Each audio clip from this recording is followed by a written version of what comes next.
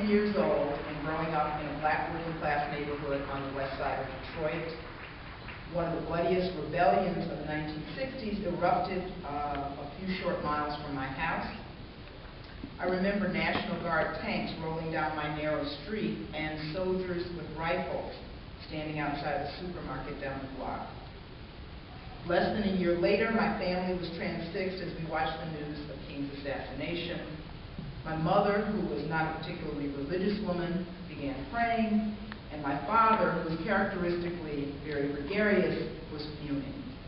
So as a small child, those were the personal markers for me that something fundamentally important was occurring.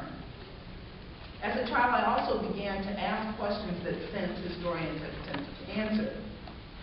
Why did my neighbors have to wait for the whole neighborhood to catch fire to finally get a black and white television?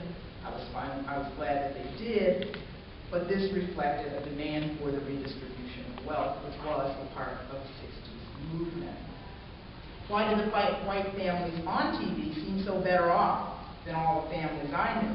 They had multiple appliances, they were sparkling, and seemed to be doing quite well. I came to understand that the economic hierarchy was color-coded. And why did the white-owned businesses in my neighborhood, as well as some of the black-owned businesses, put up Soul Brothers signs in their windows? It was a microcosm of the social construction of race. So here we are 40 years since King's tragic assassination, and the world has changed enormously in ways that neither King, nor Ella Baker, nor Rosa Parks, Ainsley Moore could have imagined. There is a rough and brutal fight right now, I would argue, over the meaning of that history. I think sometimes as historians we forget exactly how high the stakes are. There is a systematic hijacking of the legacy of the movement. There are initiatives called the Civil Rights Initiative that in fact attempt to turn around, transform, distort, and denigrate much of what the civil rights generation fought for, undoing affirmative action in the name of colorblindness, undoing many of the modest victories that people were able to win. Now, on that battlefield for the public imagination, there have been some interesting moments. What I have found particularly interesting, and I want to talk about three just briefly as a sort of fodder for our discussion later. I have been particularly struck by the way in which we attempt to bring closure to a historical period through the rituals of burial and dying. I'm referring here to the funerals of civil rights icons, Rosa Parks some years ago, Coretta Scott King more recently, and also the revisiting of cold civil rights cases, the actual exhumation of Emmett Till's body in 2005, for example. What do these rituals mean, and what do they represent in terms of how a dominant narrative is being constructed and inscribed in the public imagination about the civil rights and black freedom movements?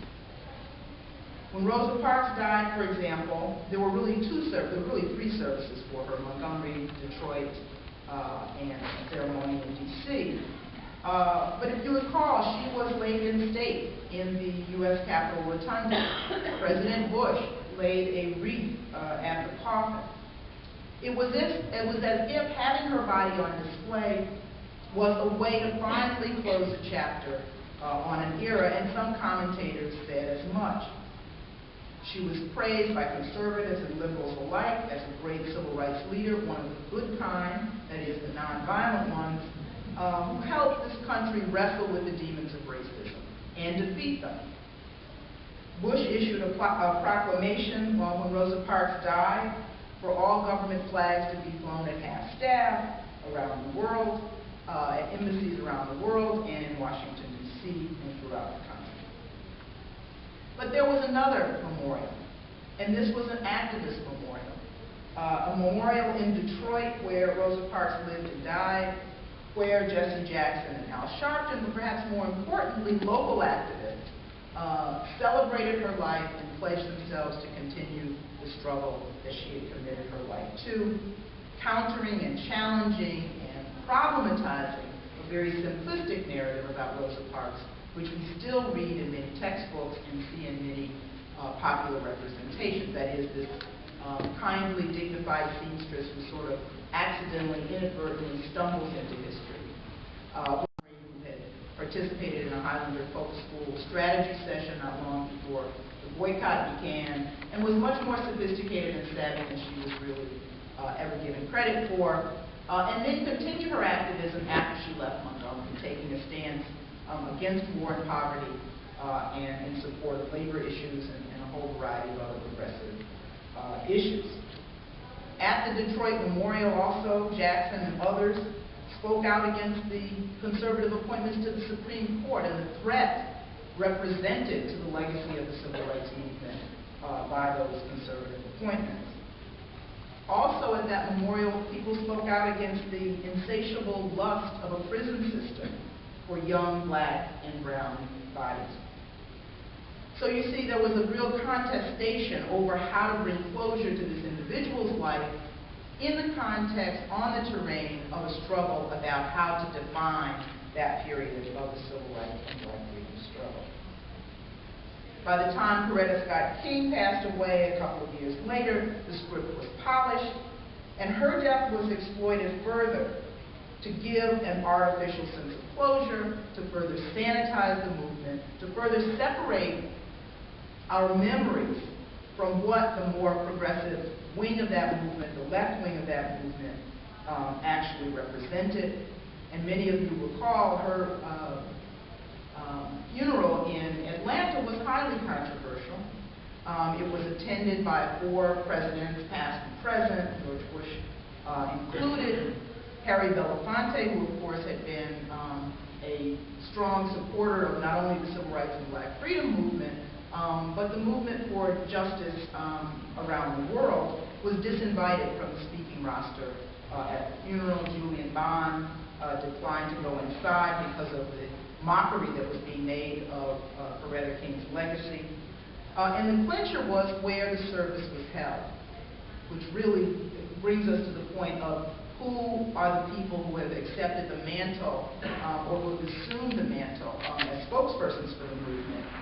Her funeral was held at the New Birth Missionary Baptist Church outside Atlanta, a corporate, homophobic megachurch with a very flamboyant minister, Eddie Long.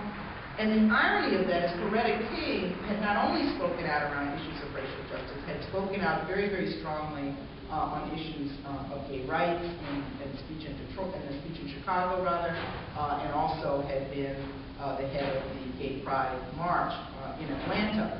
And this is a church that has, really celebrated a new, growing conservatism within black religious community. So it was an irony that the service was held there. A further irony that someone like George Bush, who really has been no friend to the poor and no proponent of peace, would be making remarks to the exclusion of somebody like Harry Belafonte. Fortunately, Reverend Lowry from the Southern Christian Leadership Conference was on the panel and made some very poignant, brief remarks that really confronted the dual unfinished agenda of the movement, issues of fighting for peace and fighting against poverty, and pointed out the contradictions of the current administration's policies in that regard, with the president, of course, sitting right there. Some of you may remember the CNN coverage of this, and both Bushes were there, and they were quite displeased. But fortunately, there was a sort of moment of truth and light